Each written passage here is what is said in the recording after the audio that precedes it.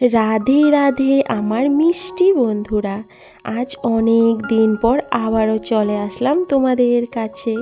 Welcome to my blog, Pinky simple blog. কেমন আছো তোমরা সবাই? আশা করি যে যেখান থেকেই দেখছো রাধারানীর অশেষ কৃপায় বেশ ভালো আছো আর অনেকটাই সুস্থ আছো। আমি আসাম হোজায়ে থাকি, একটা ছোট্ট গ্রামের সাধারণ একজন গৃহবধূ যে তার ডেইলি লাইফস্টাইলের সামান্য কাজকর্মগুলোই কিন্তু তোমাদের সঙ্গে শেয়ার করতে চলে আসে। তো আশা করি আজকের ব্লগটিও তোমাদের কাছে অবশ্যই ভালো লাগবে। আর তোমাদের কাছে অনুরোধ রইল, আমার ব্লগটি কিন্তু প্রথম থেকে শেষ পর্যন্ত অবশ্যই দেখো। মাঝে কয়টা দিন কিন্তু আমার একদমই ব্লগ দেওয়া হয়নি। যারা আমার রেগুলার ব্লগ দেখো তারা হয়তো নিশ্চয়ই জানো আমি বিয়ে বাড়িতে ব্যস্ত ছিলাম, মানে আমার ছোট্ট বোনের বিয়ে ছিল, তো সেখানেই অনেকটাই ব্যস্ততার মধ্যে ছিলাম। আর এই ব্লগটা কিন্তু আজ থেকে বেশ কয়েকদিন আগের, ওই ধরো শনিবারের। তো ওই যে সময়ের অভাবে এডিটিং করতে পারিনি আর তোমাদের সঙ্গে শেয়ারও করতে পারিনি। এখন যখন সময় পেয়ে গেলাম তো ভাবলাম না হয় ওই পুরনো ভিডিওটা দিয়েই তোমাদের সঙ্গে স্টার্ট করি আবারও ব্লগ ভিডিও দেওয়া। দিনটা যেহেতু ছিল শনিবার আর সেদিনকাই বাপের বাড়ি আসতে হবে আর কি ওই বোনের বিয়ের জন্য, তাই অনেক সকালে কিন্তু আমি ঘুম থেকে উঠে পড়েছিলাম, ওই ধরো 5টার সময়।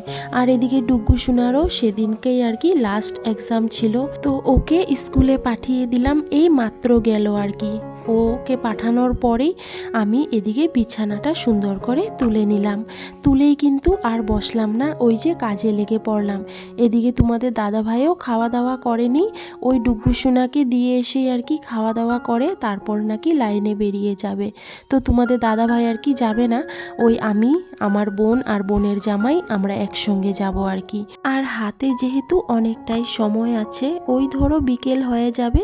আর একা ঘরে কোনো জায়গায় বেরোতে গেলে কিন্তু ঘরের চারদিক সামলিয়ে তারপরেই কিন্তু আমাকে ঘুরতে বেরোতে হয়। তো আজকের ব্লগে কিন্তু আমি তোমাদের সঙ্গে সেটাই শেয়ার করব যে আমি কোনো দিকে যদি ঘুরতে বেরোই কিছুদিনের জন্য, আমি ঘরের চারদিক কিভাবে সামলিয়ে তারপর বেরোই আর কি। তোমাদের দাদাভাই যেহেতু ডুগ্গু সোনাকে স্কুলে দিতে গেছে, আবার একটু মাছও নিয়ে আসবে, তো অনেকটাই সময় আছে আমার হাতে, ওই ধরো আধা ঘন্টা 25 মিনিটের মতো। তো সেই সময়টুকু আমি নষ্ট না করে কিন্তু এই যে এই টুকুর টাকুর কাজে লেগে পড়লাম। না করলেও হতো, কিন্তু আমার ওই যে সহ্য হলো না, কারণ ধুলো পড়ে কিন্তু পুরো সাদা হয়ে গেছে। তো আমার এই কাজগুলো কিন্তু মিছামিছির কাজ হচ্ছে এখন, কেননা এখন যদিও বা আমি পরিষ্কার করি না কেন, ওই ঘোরার থেকে আসার পর আবারও কিন্তু আমাকে পরিষ্কার করতেই হবে। সেটা জানার পরেও কিন্তু আমি মুছামুছি করেই নিচ্ছি। নোংরা দেখা মাত্রই আমার আর সহ্য হয় না, ওই যে পরিষ্কার করেই নি। তো যাই হোক, এদিকে দেখো আয়নাগুলো আমার প্রচুর পরিমাণে নোংরা হয়ে গিয়েছিল। তো ইউটিউবেই একজনের ভিডিওতে আমি দেখলাম যে নিউজ পেপার দিয়ে নাকি যদি মুছি আয়নাগুলো ভিজিয়ে তাহলে নাকি অনেকটাই চকচকে হয়ে যায়। তো আজকে আমি আর কি সেটাই ট্রাই করলাম।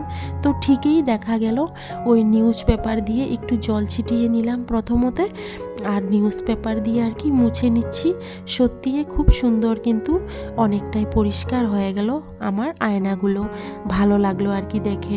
এখন কিন্তু সময় খুব বেশি একটা না, ওই যে 9টার মতো বাজে, মানে অনেক সকাল উঠে পড়েছি তো তার জন্য হয়তো আজকে কাজগুলো অনেকটাই জলদি হয়ে যাচ্ছে।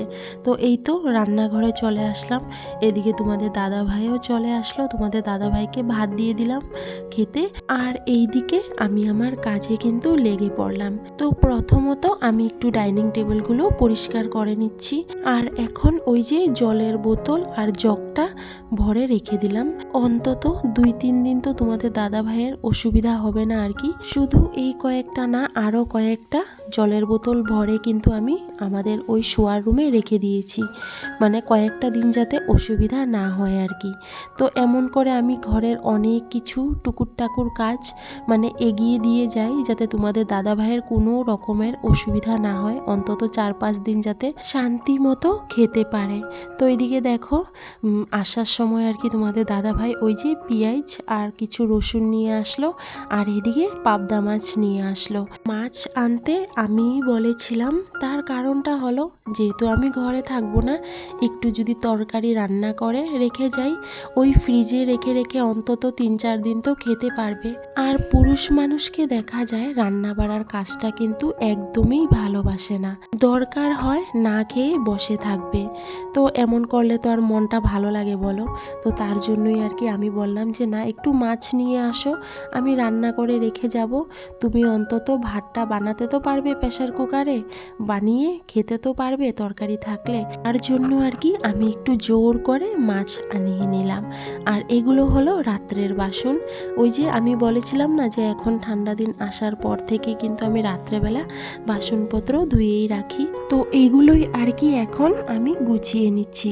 আর এই যে এই কয়েকটা হলো সকালের বাসন, ধুয়ে নিলাম আর এই তো এখন উপুত করে রেখে দিচ্ছি। এই কয়েকটা বাসনও কিন্তু জল ঝরার পর আমি গুছিয়ে নেব।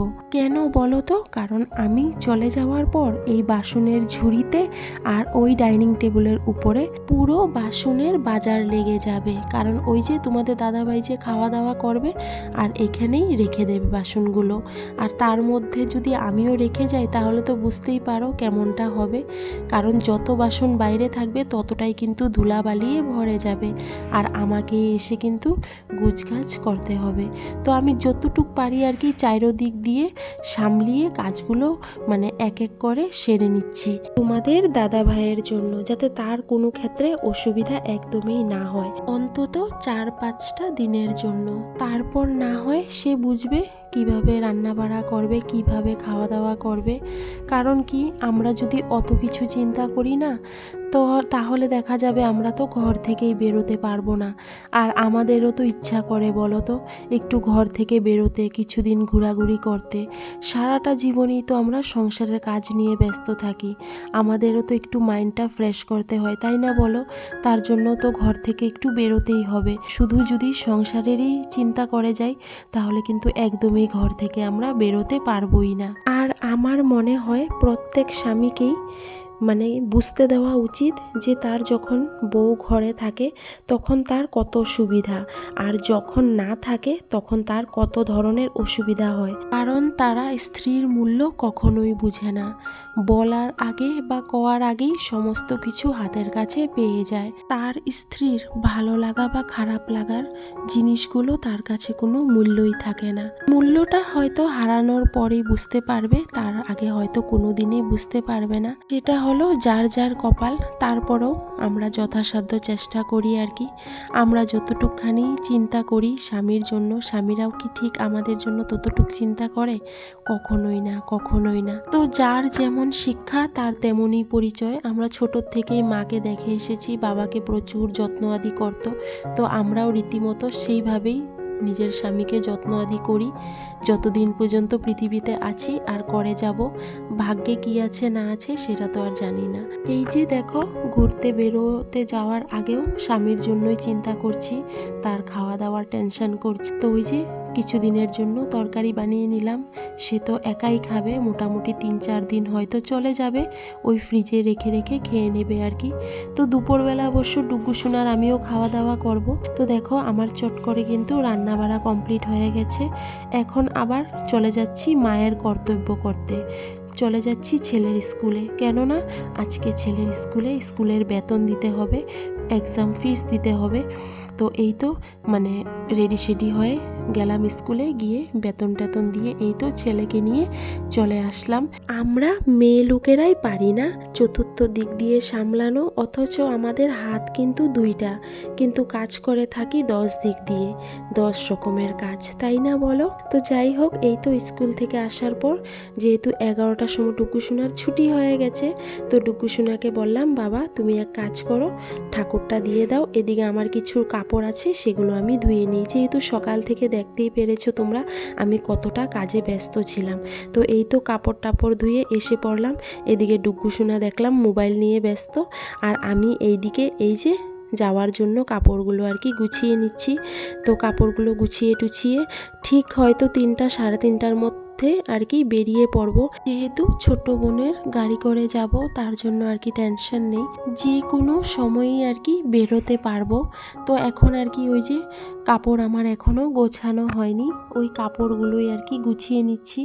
আমার জানো তো কোনোখানে গেলে না অনেকটাই প্রবলেম হয়ে যায়, যে কোন কাপড় নেব বা কোন কাপড় না নেব, কোন কাপড়টা পরলে আমাকে মানাবে, এইসব টেনশন করতে করতেই আমার আরও আধা ঘন্টা 1 ঘন্টা চলে যায় জানো তো। তো যাই হোক, এদিকে দুপুরেরও খাওয়া দাওয়া এখনও পর্যন্ত হয়নি, যেহেতু সময় খুব বেশি একটা না, 2টা বাজার পর আর কি খেয়ে নেব, খাওয়া দাওয়া করে নেব, করে আস্তে ধীরে রেডি হয়ে পড়ব। আমার মিষ্টি বন্ধুরা, তোমরা হয়তো আমাকে অনেকটাই মিস করেছো বেশ কয়েকটা দিন, যেহেতু আমি একদমই রেগুলার ব্লগ তোমাদের সঙ্গে শেয়ার করতে পারিনি। কারণ দেখা যায় কোনোখানে গেলে পরে না অনেকটাই অসুবিধা হয়ে যায় গো, যে ব্লগ ভিডিও যদিও বা করেনি, রেকর্ডিং কিভাবে করব বা এডিটিং কিভাবে করব, কারণ এত মানুষের মধ্যে এইসব কাজ করা একদমই মানে অসম্ভবের ব্যাপার হয়ে পড়ে। তো তার জন্যই আর কি তোমাদের সঙ্গে আমি কোনো ভিডিওই শেয়ার করতে পারিনি। তো যাই হোক, এখন আপাতত তো বাপের বাড়িতে আছি, এখানে কয়েকটা দিন থাকবো। তো এখানে যে কয়টা দিনই আছি এখন থেকে আর কি চেষ্টা করব যাতে তোমাদের সঙ্গে আমি আবারও সেই আগের মতো ওই 2 দিন পর পর একটা ব্লগ যাতে শেয়ার করতে পারি। কারণ যদি ব্লগ না শেয়ার করি না, সেটাতে কিন্তু আমারও ক্ষতি হয়ে যাবে। মানে আমার বলতে গেলে আমার এই চ্যানেলটার, যেহেতু আমার চ্যানেলটা এখন মনিটাইজ হয়ে পড়েছে, আর এখন ভিডিও দেওয়া বন্ধ করলে আমার অনেকটাই মানে কষ্টগুলো আর কি বিফলে চলে যাবে। তাই চেষ্টা করব যাতে ভিডিওগুলো রেগুলার আবারও তোমাদের সঙ্গে শেয়ার করতে পারি। তো দেখো আমার মিষ্টি বন্ধুরা দুপুরের খাওয়া দাওয়া কমপ্লিট করে রেডি শেডি হয়ে কিন্তু বাই রোড বেরিয়ে পড়লাম বাপের বাড়ি যাওয়ার উদ্দেশ্যে। আর বাপের বাড়ি যাওয়ার কথাটা শুনলেই কিন্তু মনের মধ্যে একটা অন্য রকমের অনুভূতি এসে পড়ে, তাই না বলো? আর আমি জানো তো এই গাড়ি ঘোড়াতে কিন্তু একদমই চলাফেরা করতে পারি না, আমার খুব বমির প্রবলেম হয়ে যায়। তারপরেও বাপের বাড়ি যাব বলে আর কি অনেকটাই খুশি। তো গিয়ে দেখি বোনের মেহেন্দি আঁকাআঁকি হচ্ছে, আমাদের যেহেতু যেতে যেতে সন্ধ্যাই হয়ে গিয়েছিল প্রায়। তো চলো আজকের মতো ব্লগটা এই পর্যন্ত। সবাইকে রাধে রাধে, সবাই সুস্থ থেকো, ভালো থেকো, আবারও দেখা হবে নেক্সট আরও একটি ব্লগে। আর এদিকে আমরা বোনেরা মিলে অনেকটাই ফুর্তি করে নিচ্ছি।